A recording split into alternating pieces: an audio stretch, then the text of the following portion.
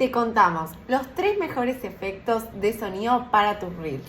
El primero se llama Swish.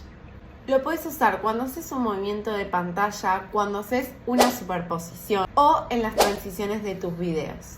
El segundo es Ding. Generalmente lo usamos en listas, enumeraciones o también cuando decimos algo correcto que queremos resaltar. Y el tercero se llama Pop. Lo podemos usar cuando aparecen elementos o textos.